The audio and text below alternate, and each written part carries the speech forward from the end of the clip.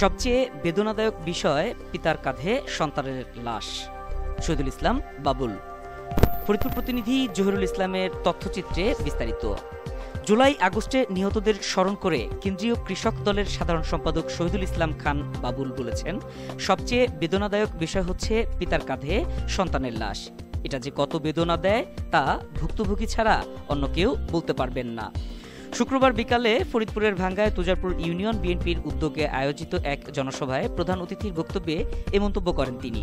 এ সময় তিনি বলেন, এই খালিদ সাইফুল্লাহদের আত্মত্যাগের মধ্য দিয়ে, তাদের রক্তের মধ্য দিয়ে আজকে আমরা এখানে সমাবেশ করতে পারছি।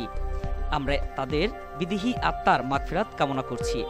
তুজারপুর উচ্চ বিদ্যালয় মাঠ প্রাঙ্গণে ইউনিয়ন বিএনপির সাবেক সভাপতি প্রফেসর শওকত আলীর সভাপতিত্বে এই জনসভায় বিশেষ অতিথি হিসেবে বক্তব্য রাখেন ভাঙ্গা উপজেলা বিএনপির সাবেক সভাপতি খন্দকার ইকবাল হোসেন সেলিম, সাবেক সাধারণ সম্পাদক মুন্সি হাবিবুর রহমান হাবিব, সাবেক সাংগঠনিক সম্পাদক আয়ুব মোল্লা, ভাঙ্গা পৌরসভার সাবেক আহ্বায়ক এম মিজানুর রহমান পান্না, পৌর বিএনপির যুগ্ম আহ্বায়ক শহীদুল ইসলাম বিটু প্রমুখ।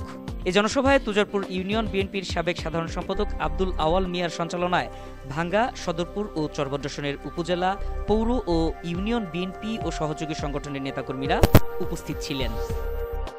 মাসুম আল ইসলাম, ডেস্ক নিউজ, সময়ের কথা 24।